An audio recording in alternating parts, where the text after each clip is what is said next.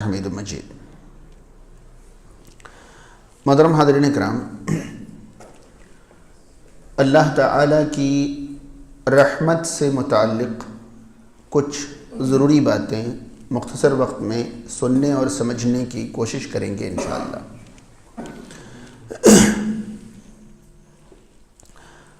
سب سے پہلے صحیح بخاری کی ایک حدیث ہمارے سامنے ہو، پھر اسی حدیث کے اعتبار سے عنوان کو سمجھنے کی اور آگے بڑھنے کی کوشش رہے گی انشاءاللہ۔ ابو ہریرہ رضی اللہ تعالیٰ عنہ راوی حدیث ہیں، فرماتے ہیں کہ میں نے نبی کریم صلی اللہ علیہ وسلم کو فرماتے ہوئے سنا، اللہ تعالیٰ نے رحمت کے 100 درجے کیے، 100 حصے کیے، پھر ان 100 حصوں میں سے ایک حصہ رحمت کا اللہ تعالیٰ نے دنیا میں نازل فرما دیا، اور یہ ایک حصہ رحمت کا دنیا میں اللہ تعالیٰ نے جن، انسان، چوپائے، کیڑے مکوڑے، ان سب کے درمیان تقسیم کر دی۔ اسی ایک حصہ رحمت کی وجہ سے انسان یا کوئی بھی جاندار آپس میں ایک دوسرے سے نرمی کرتے ہیں، رحم کرتے ہیں، اور اسی ایک حصہ رحمت کی وجہ سے درندے اور وحشی جانور بھی اپنی اولاد کے ساتھ نرمی برتتے ہیں، یہاں تک کہ کوئی جانور اگر اپنے بچے کے اوپر پیر نہیں رکھتا ہے یا نرمی اختیار کرتا ہے تو یہ بھی اسی ایک رحمت کی وجہ سے ہے، یا رحمت کے اسی ایک حصے کی وجہ سے ہے، جبکہ رحمت کا 99 حصہ اللہ نے اپنے پاس روک رکھا ہے تاکہ قیامت کے دن اللہ تعالیٰ اپنے بندوں پر رحمت کرے۔ یعنی رحمت کے 99 حصے صرف اپنے بندوں کے لیے اللہ تعالیٰ نے قیامت کے لیے روک رکھا ہے، اور ایک حصہ رحمت کا اللہ نے کائنات میں تقسیم فرما دیا ہے۔ اس سے ہم اور آپ یہ محسوس کر سکتے ہیں کہ اللہ تعالیٰ کی رحمت کتنی وسیع ہے، کتنی کشادہ ہے، کتنی عظیم ہے، کتنی بڑی ہے۔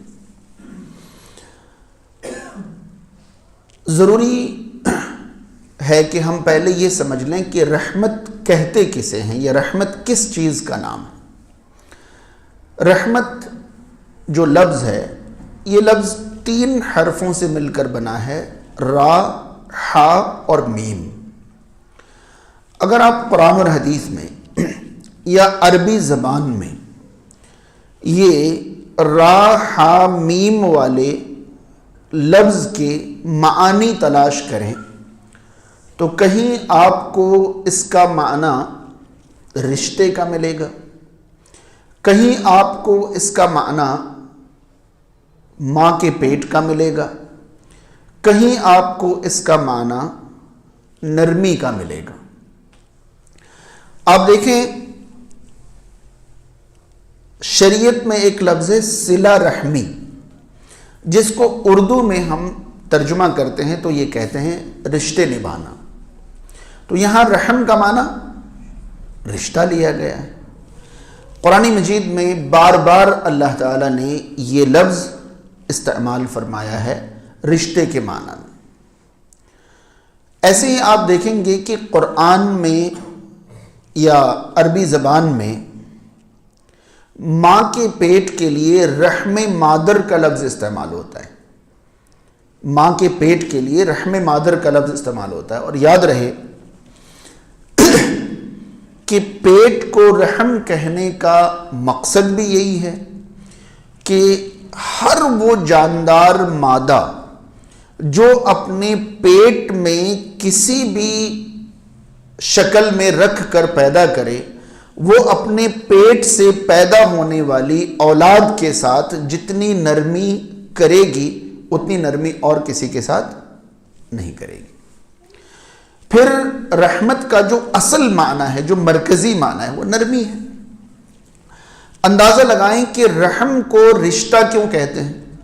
کیونکہ دنیا میں انسان پر اگر نرمی کرے گا تو اس نرمی کی جو بھی وجوہات ہو سکتی ہیں ان میں سب سے بڑی وجہ رشتہ ہے، سب سے بڑی وجہ رشتہ ہے۔ اب رشتہ جتنا قریب کا ہوگا نرمی اتنی ہی زیادہ ہوگی۔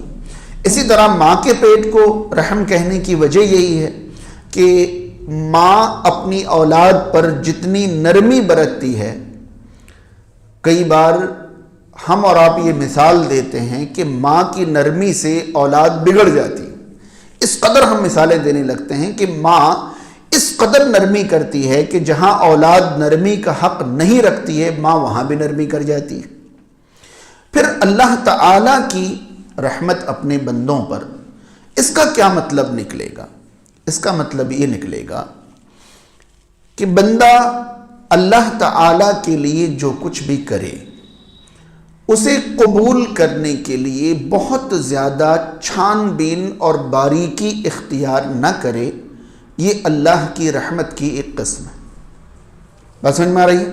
ہم اللہ تعالیٰ کے لیے جو کچھ بھی کریں، کچھ بھی کر لیں، یقین جانیے اللہ کی شان کے مطابق عمل تو اللہ کے لیے ہم کر نہیں سکتے، نہیں کر سکتے اس طرح عمل جس طرح اس کی شان ہے۔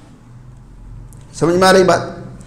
ایک مثال کے ذریعے اگر میں یہ سمجھانا چاہوں تو اس بات کو اس طرح سمجھیں کہ جب بہت معمولی حیثیت کا انسان کسی بڑی حیثیت کے انسان کو کوئی تحفہ پیش کرے تو اس تحفے سے اس بڑی حیثیت والے انسان کا کچھ بھلا ہونے والا نہیں ہوتا ہے، کیونکہ وہ بڑی حیثیت کا مالک ہے، اس کے پاس سب کچھ ہے۔ اس معمولی انسان نے جو تحفہ پیش کیا ہے، اگر یہ تحفہ اس کے پاس نہیں پہنچے تو اس کی زندگی میں کوئی کمی نہیں آنے والی۔ پھر بھی وہ پیش کرنے والے کی محبت دیکھ کر کے، اتنی محبت سے وہ پیش کر رہا ہے، وہ قبول کر لیتا ہے، وہ اپنے لیے نہیں، سامنے والے کو خوش کرنے کے لیے کہ اگر میں اس سے اس کا تحفہ قبول کر لوں گا تو اس کو خوشی مل جائے گی۔ تو اللہ تعالی ہمارے اعمال کو، یا ہم جو کچھ بھی اللہ تعالی کے لیے کرتے ہیں، وہ اللہ کی شان کے مطابق تو ہرگز نہیں ہو سکتا، یا اللہ کے فائدے کے لیے تو ہرگز نہیں ہو سکتا، یا اللہ کو کام آنے والی چیزیں تو ہرگز نہیں ہو سکتی۔ اللہ تعالی ہماری کوششوں کو قبول کر لے، یہ خالص ہمارے اوپر اللہ کی رحمت ہوتی ہے۔ بات سمجھ میں آ رہی؟ یہاں آگے بڑھنے سے پہلے ایک حدیث ذہن میں ڈال دوں، پھر آگے بڑھیں گے۔ صحیح مسلم کی ایک حدیث ہے، نبی کریم صلی اللہ علیہ وسلم نے یہ فرمایا، سددو وقاربو۔ سددو وقاربو کا لفظی معنی ہوتا ہے ٹھیک ٹھاک رہا کرو اور درست کے قریب قریب رہا کرو۔ سددو اور قاربو کا معنی یہ ہوتا ہے کہ جتنا تمہارے بس میں ہے اتنا تم ٹھیک رہنے کی، درست رہنے کی، صحیح راہ اختیار کرنے کی کوشش کرتے رہو۔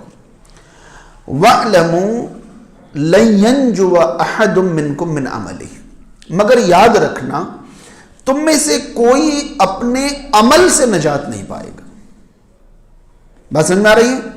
یہاں تفصیل کی جائے، وضاحت کی جائے تو صرف اس حدیث پر پورا خطاب ہو سکتا ہے کہ بھئی انسان کو نجات پانے کے لیے اپنی جان پر ظلم کرنے کی بھی ضرورت نہیں ہے۔ یہ نہیں کہ ایک پیر پہ کھڑے ہو کے 15 پارے قرآن پڑھے لے رہے ہیں، دوسرے پیر پہ کھڑے ہو کے پھر 15 پارے پڑھے لے رہے ہیں۔ نجات کے لیے یہ کرنے کی ضرورت نہیں ہے۔ 12 سال تک کھانا ہی نہیں کھا رہے ہیں، جہاں کھڑے ہو گئے وہیں کھڑے رہ رہے ہیں، شادی نہیں کر رہے ہیں اور وغیرہ وغیرہ۔ اللہ کو راضی کرنے کے لیے کسی کو اپنی جان پر ظلم کرنے کی ضرورت نہیں ہے، مگر اللہ تعالی کو راضی کرنے کی بالکل کوشش نہیں کرنا یہ بھی کسی بھی طرح مناسب نہیں ہے۔ اللہ تعالی کو راضی کرنے کی کوشش کرتے رہا کرو۔ سددو وقاربو، ٹھیک رہو، قریب رہو، یعنی حق کے قریب رہو، مگر یاد رکھو تم عمل سے نجات نہیں پاؤ گے۔ تو صحابہ کرام نے پوچھا کہ اے اللہ کے رسول صلی اللہ علیہ وسلم، کیا آپ بھی اپنے عمل سے نجات نہیں پائیں گے؟ ولا انت یا رسول اللہ، آپ بھی نہیں؟ اب سوال جو تھا پہلے اس پر غور کریں۔ آدم علیہ السلام سے لے کر قیامت کی صبح تک جتنے انسان دنیا میں آ چکے ہیں یا آئیں گے، ان تمام میں اللہ کو راضی کرنے والا سب سے اچھا عمل اگر کسی نے کیا ہوگا تو محمد رسول اللہ صلی اللہ علیہ وسلم ہوں گے، ہے یا نہیں؟ اب یہ سوال آپ کو سننے میں بڑا عام سا لگتا ہے کہ آپ بھی نہیں۔ دراصل یہ سوال نہیں ہے، یہ عمل سے نجات پانے کی انتہا کا سوال ہے کہ اگر کوئی عمل سے نجات پا سکتا ہے تو وہ کون ہو سکتے ہیں؟ آپ ہو سکتے ہیں۔ تو آپ بھی نہیں، ولا انت یا رسول اللہ، آپ بھی نہیں، کیونکہ آپ سے بہتر عمل تو کائنات میں کوئی کر ہی نہیں سکتا۔ ٹھیک ہے؟ نبی کریم صلی اللہ علیہ وسلم نے بڑا صاف، آسان اور واضح جواب دیا، ولا انا، میں بھی نہیں، ولا انا، میں بھی نہیں۔ یاد رہے اس طرح کی حدیثیں بہت کم ہی ہمارے سامنے آ پاتی ہیں، کیونکہ اس طرح کی حدیثوں کے ذریعے سے اللہ تعالی کی جس رحمت کا تعارف ہوتا ہے، ہم اس رحمت کا تعارف پتہ نہیں لوگوں سے کروانا ہی نہیں چاہتے۔ تو نبی کریم صلی اللہ علیہ وسلم نے آسان جواب دیا، ولا انا، میں بھی نہیں، الا ان یتغمدنی اللہ برحمہ، سوائے اس کے کہ اللہ تعالیٰ مجھے اپنی رحمت کے آغوش میں لے لے، اپنی رحمت کے پناہ میں لے لے، اپنی رحمت میں ڈھانک لے، یعنی مجھ پر اللہ کی رحمت نہ ہو تو میں بھی اپنے عمل سے نجات نہیں پا سکتا۔ بات سمجھ میں آ رہی ہے؟ اب یہاں پر بہت اچھی طرح یہ بات ذہن میں رہے کہ ہم اللہ تعالیٰ کے لیے جو کچھ بھی کر رہے ہیں اللہ تعالیٰ وہ قبول کر لے، یہ خالص اللہ کی ہمارے اوپر رحمت ہے۔ یہ سمجھانا ضروری اس لیے تھا کہ ہم کتنا ہی زیادہ عمل کر لیں، گھمنڈ میں آنے کی ضرورت تو بالکل بھی ہے ہی نہیں، اور ہم بغیر عمل کے یا برائی کے زندگی کا کتنا ہی عرصہ گزار چکے ہوں، نا امید ہونے کی ضرورت تو بالکل بھی نہیں ہے۔ بہت کم دن، آج جمعرات ہے، ممکن ہے کہ اگلے جمعرات کو اس وقت تک ہم ایک روزہ مکمل کر چکے ہوں، ممکن ہے۔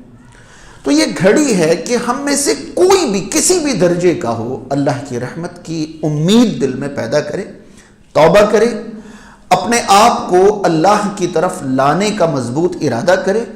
رمضان سے آسانی ملے گی، یعنی رمضان میں عبادات آسان ہو جاتے ہیں، اور اسی آسانی کو اپنی زندگی کی عادت بنا لے۔ رمضان کے بعد پھر شیطان کے راستے پر پلٹے ہی نہیں، دوبارہ جائے نہیں، توبہ کریے، رجوع کریے اللہ کی طرف، رمضان سے عادت بنائیے اور رمضان کے بعد اسی عادت پر قائم رہ جائیے۔ بات سمجھ میں آ رہی ہے؟ کیونکہ اللہ کی رحمت کے بنا ہم اور آپ میں سے کوئی کامیاب نہیں ہو سکتے۔ تو ہمارے اعمال کی قبولیت اللہ کی بہت بڑی رحمت ہے، ایک چیز۔ دوسری چیز، اللہ تعالیٰ کی رحمت سے ہم کیا سمجھیں؟ اللہ تعالیٰ کی رحمت ہمارے ساتھ جو ہے وہ کیا ہے؟ وہ یہ ہے کہ ہم اللہ تعالیٰ کا حق ادا نہیں کر پا رہے ہیں، پھر بھی وہ فوراً ہماری گرفت اور پکڑ نہیں کر رہا ہے، یہ ہم پر اللہ کی بہت بڑی رحمت ہے۔ قرآن کہتا ہے کہ اگر اللہ تعالیٰ انسان کے اعمال پر فوراً پکڑ لے تو زمین پر کوئی جاندار نہ بچے،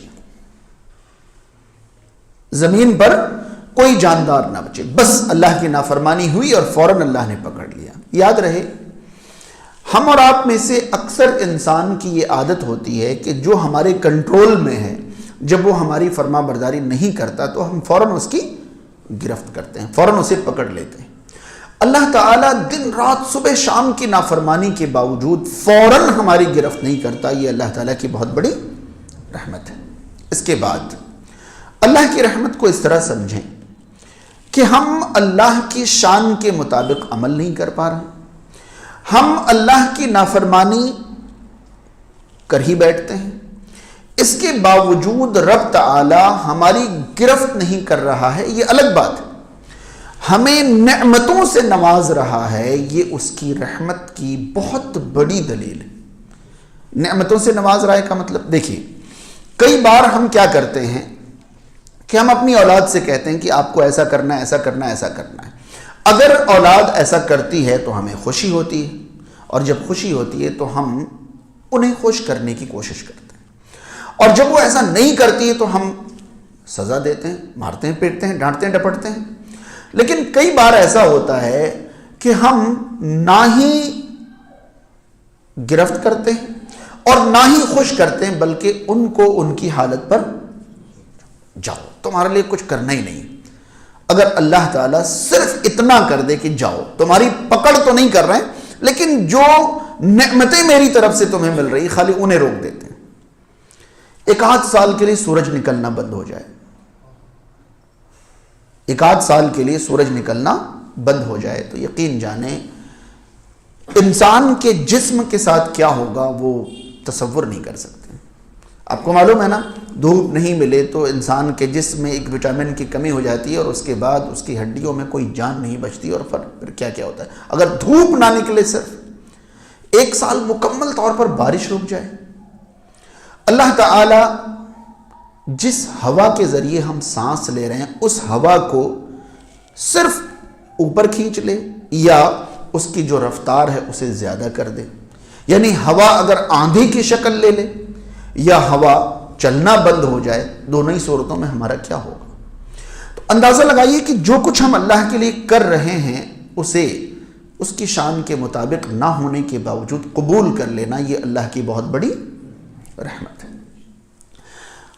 اس کی نافرمانی لگاتار کرنے کے باوجود فوراً گرفت نہ کرنا، یہ ہمارے اوپر اس کی بہت بڑی رحمت ہے۔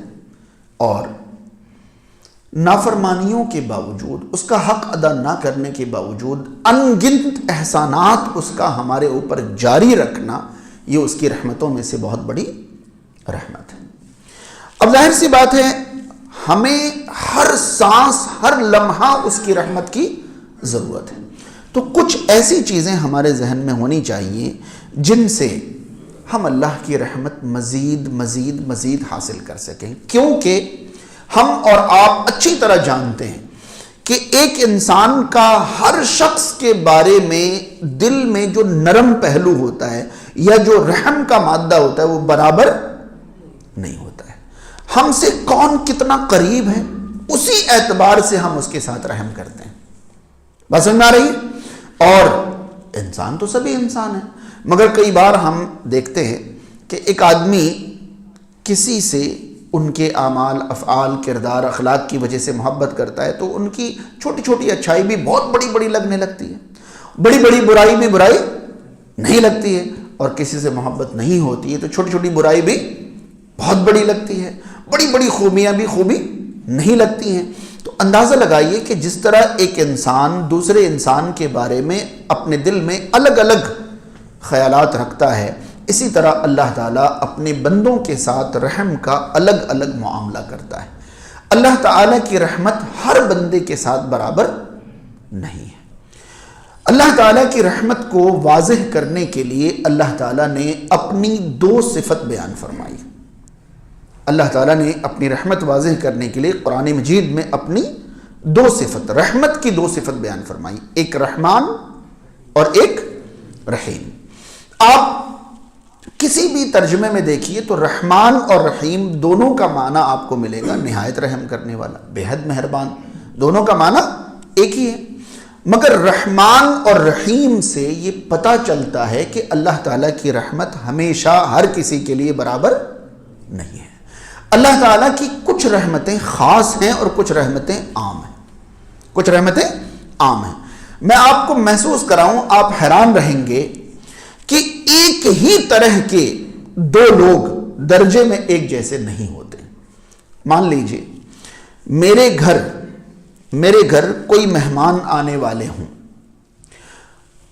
آنے والے مہمان کے لیے ہم نے قسم قسم کے کھانے تیار کیے، ٹھیک؟ اب یہ بتائیے کہ وہ کھانا صرف آنے والے مہمان کھائیں گے یا گھر کے تمام افراد بھی کھائیں گے؟ گھر کے تمام افراد کھائیں گے۔ اب یہ بتائیے کہ جس وقت کھانے کے لیے سب لوگ بیٹھیں گے اس وقت سیم کھانا گھر کے افراد بھی کھا رہے ہوں گے اور مہمان بھی کھا رہے ہوں گے، مگر وہ کھانا بنا مہمان کے لیے ہے، اس سے جو ان کی قدر ہوگی وہ گھر والوں کی قدر، نعمت سبھی ایک ہی کھا رہے ہیں مگر ایک ہی نعمت کے باوجود سب کا رتبہ اور مقام ایک نہیں ہے۔ آگے بات سمجھ میں؟ آنے والے مہمان میں بھی اندازہ لگائیے کہ کسی کے گھر میں ایک داماد آئیں اور داماد کے ساتھ ان کے کچھ اور رشتہ دار آ جائیں۔ اب ظاہر سی بات ہے جو بھی مہمان آئے ان سب کو ایک ہی کھانا کھلایا جائے گا نا، مگر ان میں بھی جو داماد کا درجہ اور رتبہ ہوگا وہ انہی کے ساتھ آئے ہوئے باقی لوگوں کا نہیں ہوگا۔ محسوس کر پا رہے ہیں؟ اللہ تعالیٰ کی رحمتوں سے، عام رحمتوں سے سبھی فائدہ اٹھائیں گے، مگر سارے ہی لوگ سیم رحمت سے فائدہ اٹھانے کے باوجود اللہ کی نظر میں سبھی سیم نہیں ہوں گے۔ بات سمجھ رہے ہیں؟ سورج سے گرمی اللہ کا ہر بندہ حاصل کرے گا، مگر ہر بندہ اس سورج سے ویسی گرمی حاصل کرنے کے باوجود اللہ کی نظر میں سارے بندے ایک جیسے نہیں ہوں گے۔ یہ اللہ کی عام رحمت ہے۔ جب خاص رحمت کی باری آئے گی تو پھر انہی کے ساتھ خاص معاملہ ہوگا جو خاص ہیں، جو خاص ہیں۔ یاد رہے اللہ تعالی کی رحمت والی دو صفتیں رحمان اور رحیم۔ رحمان رحمت کے اعتبار سے بڑا معنی رکھتا ہے، رحیم رحمان کے اعتبار سے تھوڑا چھوٹا معنی رکھتا ہے۔ اگر ہم چھوٹا بڑا کریں گے تو اللہ تعالیٰ کی ذات کے ساتھ یہ بات میچ نہیں کرتی ہے کہ یہ بڑا معنی ہے، یہ چھوٹا معنی ہے۔ علماء اسی لیے بڑا چھوٹا نہیں کہتے، یہ کہتے ہیں کہ رحمان عام ہے اور رحیم خاص ہے۔ اصل میں سمجھانا وہی مقصد ہے کہ رحیم بڑا معنی رکھتا ہے، رحمان بڑا معنی رکھتا ہے، رحیم چھوٹا معنی، لیکن بڑا چھوٹا اللہ کی ذات کے لیے نامناسب ہے، اس کی شان کے مطابق نہیں ہے۔ اسی لیے علماء کہتے ہیں کہ رحمان اللہ کی اس رحمت کو واضح کرنے کے لیے ہے جو رحمت مومن کافر سب کے لیے عام ہے۔ یعنی اللہ تعالی دنیا میں رحمان ہے، دنیا میں اللہ کی رحمت سے فائدہ مومن بھی اٹھا رہا ہے، کافر بھی اٹھا رہا ہے، فرما بردار بھی نافرمان بھی، وہ دنیا میں رحمان ہے، وہ دنیا میں رحمان ہے۔ لیکن اللہ تعالیٰ نے رحیم والی صفت کہیں بھی کفار کے لیے بیان نہیں فرمائی۔ سمجھ پا رہے ہیں؟ اللہ تعالیٰ نے جہاں کہیں بھی رحیم والی صفت کسی کے لیے بیان فرمائی، وہ کن کے لیے بیان فرمائی؟ مومنین کے لیے، مومنین کے لیے بیان فرمائی۔ تو اللہ تعالیٰ مؤمنین کے لیے وَكَانَ بِالْمُؤْمِنِينَ رَحِيمًا، باقاعدہ سورہ احزاب کی آیت نمبر 43 میں اللہ تعالیٰ نے فرمایا کہ وہ مومنوں کے لیے کیا ہے؟ رحیم ہے۔ یعنی قیامت کے دن آخرت میں اس کی رحمت مؤمنوں کے لیے خاص ہے، اور قیامت سے پہلے دنیا میں اس کی رحمت ہر کسی کے لیے عام ہے۔ تو اب اندازہ لگائیے کہ جب وہ رحیم ہوگا تب بھی وہ رحمان ہوگا، تب بھی وہ رحمان ہوگا، مگر تب وہ اپنی رحمت ان پر نہیں فرمائے گا جو عام ہوں گے، صرف ان پر فرمائے گا جو خاص ہوں گے۔ تو ہمیں اللہ کی عام رحمت کافی لگتی ہے یا خاص رحمت چاہیے؟ کیسی چاہیے؟ لیکن غور کیا جائے، میں نے یہ بات آپ تک اس لیے پہنچائی ہے کہ غور کیا جائے تو آج کا ہر انسان عام رحمت پر ہی خوش ہے۔ وہ سوچ رہا ہے کہ میں اللہ کے لیے کچھ کروں یا نہ کروں، کھانا تو مل ہی رہا ہے، ہاں کپڑے تو مل ہی رہے ہیں، خوشیاں تو مل ہی رہی ہیں، پیسے مل ہی رہے ہیں، سیلری بھی اچھی ہے، مکان بھی ہے، صحت بھی ہے، ساری چیزیں اللہ تعالیٰ سب کچھ دے تو رہا ہے مجھے، اور باقاعدہ زبان سے بھی یہ کہتا ہے اللہ تعالیٰ نواز رہا ہے، اللہ تعالیٰ دے رہا ہے، مگر وہ یہ بھول جاتا ہے کہ یہ اللہ تعالیٰ کی عام رحمتیں، یہ خاص رحمتیں نہیں ہیں۔ کیونکہ خاص رحمت تو اللہ کی وہ ہے جس کا فائدہ ہمیں کہاں ملے؟ آخرت میں ملے۔ دنیا میں جو کچھ بھی اللہ تعالیٰ سے ہمیں مل رہا ہے یہ تو اللہ تعالیٰ کی عام رحمت ہے، اور عام رحمت اللہ تعالیٰ سن کر پتہ نہیں آپ کو عجیب لگے، اللہ تعالیٰ کی عام رحمت سے فائدہ اٹھانے والے تو مومنوں سے زیادہ کفار ہیں. کفار کو اللہ تعالیٰ نے دنیا زیادہ نواز رکھا ہے. بات سمجھ میں آ رہی ہے؟ اگر ہم عام رحمتوں سے خوش ہیں تو ہمیں سوچنے کی ضرورت ہے. کیا لگتا ہے ہمیں عام رحمت کافی ہے یا خاص رحمت چاہیے؟ اگر خاص رحمت چاہیے تو کچھ چیزوں کا خیال رکھنا ہوگا، کچھ چیزوں کا خیال رکھنا ہوگا. یاد رہے اللہ رب العالمین نے قرآن مجید کے اندر اپنی رحمت کن لوگوں کو عطا فرمائے گا ان کے بارے میں یہ فرمایا ہے، ان رحمت اللہ قریب من المحسنین. میں نے یہی آیت شروع میں پڑھی تھی، سورہ اعراف کی آیت نمبر 56 ہے، ان رحمت اللہ قریب من المحسنین. بے شک اللہ کی رحمت محسنین کے قریب ہے، محسنین کے قریب ہے. اب یہ محسنین کون ہے؟ محسن احسان کرنے والے کو کہتے ہیں، محسن احسان کرنے والے کو کہتے ہیں. اور قرآن اور حدیث میں احسان کا لفظ دو معنی کے لیے استعمال ہوا ہے. ایک معنی احسان کا اللہ کی طرف منسوب ہے اور ایک معنی احسان کا اللہ کے بندوں کی طرف منسوب ہے. ٹھیک ہے؟ یاد رہے صحیح مسلم کی پہلی حدیث، مشہور حدیث، بالکل سب کی سنی ہوئی حدیث، جس کو حدیث جبریل کہتے ہیں، حدیث جبریل کہتے ہیں، جس میں جبریل علیہ السلام انسانی شکل میں نبی کریم صلی اللہ علیہ وسلم کے پاس آتے ہیں اور کچھ ضروری سوال پوچھتے ہیں. پہلا سوال ہوتا ہے ایمان کے بارے میں کہ ایمان کیا ہے. نبی کریم صلی اللہ علیہ وسلم کو ایمان کے کتنے ارکان بتاتے ہیں؟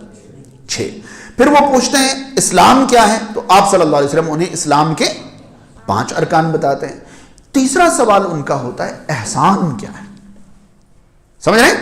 ان کا پہلا سوال تھا اخبرنی عن الایمان، اگلا سوال تھا اخبرنی عن الاسلام، اور تیسرا سوال ہوتا ہے اخبرنی عن الاحسان، احسان کے بارے میں بتائیے.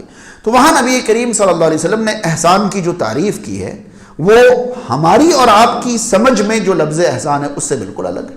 وہاں نبی کریم صلی اللہ علیہ وسلم نے فرمایا کہ احسان یہ ہے کہ تم اللہ کی عبادت اس طرح کرو گویا کہ تم اللہ کو دیکھ رہے ہو، اور اگر یہ درجہ نہیں پیدا ہو سکتا ہے تو کم سے کم یہ تو ضرور رہے کہ اللہ تمہیں دیکھ رہا ہے. بات سمجھ رہے ہیں؟ اب اس کو آسان لفظوں میں سمجھائیں تو آپ سے یہ کہنا چاہوں گا کہ اللہ کی عبادت کرنے والے اس وقت 50 لوگ یہاں پر موجود ہیں، سب نے عشاء کی نماز ادا کی ہے. ٹھیک ہے؟ اب اندازہ لگائیے کہ کیا ہر ایک کی عبادت ایک ہی درجے کی تھی یا الگ الگ درجے کی؟ الگ الگ درجے کی. کسی کی عبادت میں خشوع زیادہ تھا، کسی کی عبادت میں لگاؤ زیادہ تھا، لذت زیادہ تھی، کوئی لاؤبالی پن میں کر رہا تھا، کسی کے دل میں خشوع کم تھا، وغیرہ وغیرہ. تو اب اندازہ لگائیے کہ اللہ تعالیٰ کی عبادت بہت سارے لوگ کریں گے مگر ہر ایک کی عبادت کا جذبہ ایک جیسا نہیں ہوگا، ہے یا نہیں؟ تو احسان کہتے ہیں سب سے اچھے طریقے سے اللہ کی عبادت کرنا، جس کو یہاں مثال سے سمجھایا گیا کہ عبادت اس طرح کرو گویا کہ تم اللہ کو، یعنی بالکل اللہ کے سامنے کھڑے ہو. اب اندازہ لگائیے کوئی اللہ کے سامنے کھڑا ہوگا تو آپ تصور کریے کہ کورٹ میں کوئی جج کے سامنے کھڑا ہوتا ہے تو اسے کہیں جسم میں کھجلی بھی مچتی ہے تو وہ ڈرتا ہے کہ کہیں ادھر ادھر ہاتھ لے گیا تو جج صاحب کو برا نہیں لگ جائے. اور اگر کوئی اللہ کے سامنے کھڑا ہوگا یہ تصور پیدا ہو جائے تو وہ کیسی عبادت کرے گا؟ تو عبادت سب سے اچھے طریقے سے کرنا، یعنی سب سے اچھی عبادت یہ کیا ہے؟ احسان. ٹھیک؟ تو عبادت یعنی احسان کا لفظ جب اللہ کی طرف منسوب ہو تو معنی ہوتا ہے سب سے اچھی عبادت. اسی لیے سورہ رحمان میں اللہ تعالیٰ نے فرمایا ہل جزاء الاحسان الا الاحسان، احسان کا بدلہ احسان کے سوا کیا ہو سکتا ہے؟ یہاں ایک ہی آیت میں 2 بار احسان کا لفظ ہے مگر ایک احسان کا معنی عمل ہے اور دوسرے احسان کا معنی اجر ہے. سمجھ رہے؟ پہلا احسان جو ہے احسان کا بدلہ، یا احسان سے مراد سب سے اچھے عمل کا بدلہ احسان ہی ہے یعنی جنت. سب سے اچھے عمل کا بدلہ تو سب سے اچھی جنت ہی ہو سکتی ہے. تو ایک احسان کا معنی یہاں شاندار عمل ہے اور دوسرے احسان کا معنی یہاں پہ جنت ہے. تو ایک ہی لفظ احسان دو معنی میں. تو اللہ تعالیٰ نے یہ فرمایا ان رحمت اللہ قریب من المحسنین، اللہ کی رحمت احسان کرنے والوں کے قریب. تو احسان کا پہلا معنی یہ ہے کہ انسان سب سے اچھی طرح اللہ کی عبادت کرے، اور احسان کا دوسرا معنی یہ ہے کہ انسان کے ساتھ ایسا سلوک کیا جائے جو انسان کو اچھا لگے. کیونکہ احسان کا جو لفظی معنی ہے نا وہ تو اچھا ہے. احسان بنا ہے حسن سے، ہاں سین اور نون، حسن. حسن کا معنی اچھا. تو ایسی عبادت جو اللہ کو اچھی لگے وہ احسان ہے، اور ایسا اخلاق، ایسی عادت جو انسانوں کو پسند آئے وہ احسان ہے. پسند آ رہی ہے. دراصل احسان کا معنی وہی ہے، اچھائی. یعنی جو اب دیکھیے ایک آدمی 2 رکعت نماز کے نام پر 1.5 منٹ میں اٹھک بیٹھک کر کے نکل جائے، وہ عبادت اللہ کو اچھی لگے گی؟ قبول کر لے تو اللہ کی رحمت ہے، قبول کر لے تو اللہ کی مرضی، اللہ کی رحمت ہے. مگر اچھی لگے گی نہیں. جیسے کئی بار ہوتا ہے کہ بھئی ہمیں کھانا کھانا ہے، پیٹ بھرنا ہے، تو بھائی پتے پر ضرورت کا کھانا بھی مل جائے تو کئی بار ہم کھا کے پیٹ تو بھر ہی لیتے ہیں، مگر اچھا لگتا ہے نہیں. اچھا تو تبھی لگتا ہے جب پوری عزت دی جائے، جب شاندار طریقے سے کھانا کھلایا جائے، تبھی اچھا لگتا ہے. تو عبادت اللہ کو جو اچھی لگے گی وہ احسان ہے، اور اخلاق انسانوں کو جو اچھا لگے گا. یہ بتائیے میں کسی کے ساتھ جھوٹ بول کر اس کا نقصان کر دوں، جب اس شخص کو پتہ چلے گا اچھا لگے گا؟ میں نے اس کے ساتھ احسان نہیں کیا. ٹھیک. میں کسی کو دھوکہ دے دوں اور کل اسے پتہ چلے گا کہ میں نے اس کو اچھا لگے گا؟ نہیں. میں کسی کی غیبت کر دوں، میں کسی کی چغلی کر دوں، میں کسی کے ساتھ دشمنی رکھوں، کسی کے ساتھ حسد رکھوں، بغض رکھوں، جب بھی اس کو پتہ چلے گا اچھا لگے گا؟ نہیں. تو احسان انسانوں کے ساتھ وہ سلوک جو اسے اچھا لگے. ایک انسان کو پتہ چلے کہ وہ میرے سامنے نہیں تھا پھر بھی میں اس کے لیے دعا کر رہا تھا، جب وہ سنے گا تو کیسا لگے گا؟ اچھا لگے گا. یہ احسان ہے. ایک انسان کو پتہ چلے کہ میں نے اسے کوئی چیز ایسی دی ہے جو ہر جگہ تلاش کرتا تو اتنی قیمت پر اس کو نہیں ملتی، میں نے اس کو بڑی اچھی قیمت پر دے دی. جب وہ سمجھے گا، جب اس کو پتہ چلے گا کیسا لگے گا؟ یہ سب احسان ہے. کسی کے ساتھ کوئی اچھائی کر کے بدلہ ہی نہ لینا، یہ تو بہت ہی بڑا احسان ہے کہ ہم نے تو بھائی اتنا اچھا کیا کہ کچھ لیا ہی نہیں. بات سمجھ رہے؟ تو احسان سب سے اچھا عمل یا سب سے اچھا اخلاق، یہ دو ہی معنی ہے. جب احسان کی نسبت اللہ کی طرف ہو تو سب سے اچھا عمل یا عمل کا سب سے اچھا طریقہ، اور احسان کا تعلق جب انسان سے اور نسبت انسان کی طرف ہو تو سب سے اچھا اخلاق، سب سے اچھی عادت. بات سمجھ میں آ رہی ہے؟ اللہ تعالی محسنین کو اپنی رحمت کے قریب رکھتا ہے. اب ہم سب تلاش کریں کہ ہم میں سے کتنے محسنین ہیں. نہ ہمارے عبادت میں، نہ ہماری عبادتوں میں حسن ہے اور نہ ہمارے اخلاق میں حسن ہے، تو اللہ کی رحمت ہم سے قریب کیسے رہے گی؟ یاد رہے اب میں جس رحمت کی بات کر رہا ہوں وہ عام رحمت نہیں بلکہ خاص رحمت. کیونکہ عام رحمت تو اللہ تعالیٰ ہر کسی کو مہیا کرا رہا ہے، عام رحمت سے تو ہر کوئی فائدہ اٹھا رہا ہے. اللہ کی خاص رحمت محسنین کے قریب ہے. تو ہمیں آج سے 2 ارادے کرنے. ایک ارادہ یہ کہ عمل ہمیشہ سب سے اچھے طریقے پر کریں گے، اور ظاہر سی بات ہے سب سے اچھا تو تب کریں گے نا جب عمل کریں گے. جب عمل ہی نہیں کریں گے تو اچھا کیسے کریں گے؟ اس کا مطلب یہ ہوا کہ ہم عمل کریں گے اور جو عمل کریں گے وہ سب سے اچھے طریقے. کون سا عمل کیسے اچھا ہوتا ہے یہ ہمیں سمجھانے کی ضرورت نہیں ہے. ہماری نمازیں مطمئن اطمینان کے ساتھ ہوں، پرسکون ہوں، خشوع خضوع کے ساتھ ہوں، سکون کے ساتھ ہوں، یہ ہماری نماز سب سے اچھی ہو جائے گی. بات سمجھ رہے ہیں؟ اور ہمارے تمام اعمال سب سے اچھے انداز میں ہونے چاہیے، اور اللہ کے بندوں کے ساتھ ہمارا اخلاق سب سے اچھا ہونا چاہیے. اب یہ اچھے اخلاق میں وہ تمام چیزیں شامل ہیں جس سے ایک انسان کو ہم خوشی دے سکتے ہیں. اب ظاہر سی بات ہے یہ احسان جیسے انسانوں کے ساتھ تعلق رکھے گا تو فرض اور نفل میں تقسیم ہوتا جائے گا.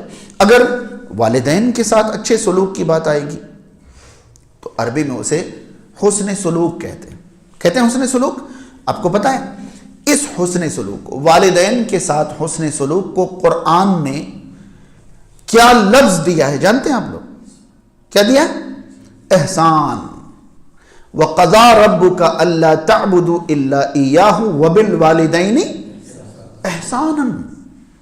ٹھیک، اللہ نے فیصلہ کر دیا ہے کہ اس کے سوا کسی کی عبادت نہیں کرو گے اور والدین کے ساتھ احسان کرو گے. اب سن کر کیسا لگے گا؟ لو صاحب، اب اولادیں والدین کے اوپر احسان کریں گی؟ ہاں، تو یہی معنی ہے اس کا؟ نہیں، معنی یہ ہے کہ دنیا میں جتنے انسانوں کے ساتھ آپ کا اچھا سلوک ہوگا، ان میں سے سب سے اچھا سلوک آپ کو کن سے کرنا ہے؟ والدین سے. سمجھ پا رہے؟ سلوک میں سب سے اعلیٰ سلوک، سب سے عمدہ سلوک آپ کو والدین کے ساتھ کرنا ہے. اسی لیے والدین کے ساتھ حسن سلوک کے لیے اللہ نے احسان کا لفظ، اور ایک بار نہیں 20 مرتبہ قرآن مجید میں والدین کے ساتھ احسان کا حکم دیا ہے. اور وہاں احسان سے مراد ان پر کوئی ہمارے معنی میں جو احسان ہے وہ احسان کرنا مراد نہیں. اگر کسی کا سلوک اور کسی سے والدین سے اچھا ہے تو اس نے والدین کا حق مارا ہے، اس نے والدین کا حق مارا ہے. کیونکہ قرآن اور حدیث میں والدین سے زیادہ احسان کرنے کا حکم کسی کے ساتھ ہے ہی نہیں. اللہ تعالیٰ کے بعد یعنی اللہ کے لیے جو کام کریں گے وہ سب سے عمدہ طریقے سے کریں گے، مگر انسانوں کے ساتھ جو سلوک کریں گے ان میں سب سے اچھا سلوک والدین کے ساتھ کریں گے. ٹھیک، کیوں؟ قرآن و سنت میں اللہ تعالیٰ نے بیوی کے ساتھ احسان کا حکم دیا ہے، اولاد کے ساتھ احسان کا حکم دیا ہے. اس کے بعد قریب رشتہ داروں کے ساتھ، ظاہر سی بات ہے احسان اسی طرح بٹے گا نا کہ والدین پر احسان کرنا مرضی کا نہیں ہوگا، فرض ہوگا. بیوی بچوں پر احسان مرضی کا نہیں ہوگا بلکہ فرض ہوگا، مگر جو فرض نہیں ہوگا وہاں فضیلت کا سبب ہوگا. بس سمجھ میں آ رہی ہے؟ تو یہ چیز ہمارے ذہن میں رہنی چاہیے کہ ہمیں محسنین بننا ہے. کیا بننا ہے؟ یاد رہے، اگر ہم حدیث جبریل کو دوبارہ سامنے لائیں تو ہم سمجھ سکتے ہیں کہ اللہ کے پسندیدہ بندوں کے درجات بھی 3 بنائے جا سکتے ہیں. ایک تو وہ بندے جو کسی بھی درجے میں اللہ کے فرما بردار ہیں. ہماری بول چال میں بھی ہم کہتے ہیں بھائی مسلمان ہیں. کیا کہتے ہیں؟ مسلمان ہیں. لیکن جب اسلام کسی کے اندر مضبوطی سے جم جائے، بس جائے، تو ہم بھی کہتے ہیں کہ بھائی یہ مومن ہے. کیا کہتے ہیں؟ یہ مومن ہے. مومن ہے، مومن ایسا نہیں کر سکتا، مومن ویسا نہیں کر. یعنی کہ ہمیں اب لگتا ہے کہ یہ اسلام سے تھوڑا اوپر درجے کا ہو گیا ہے. ٹھیک، اب حدیث جبریل میں دیکھیے، پہلے انہوں نے پوچھا ایمان کیا ہے، پھر پوچھا اسلام کیا ہے. تو جو ایمان والا ہے وہ مومن ہے، جو اسلام والا ہے وہ مسلم ہے، اور جو احسان والا ہے وہ محسن ہے. قرآن مجید میں محسن کا ایک اور نام مشہور ہے، وہ ہے متقی. کیا ہے؟ متقی. متقی کون ہوتا ہے؟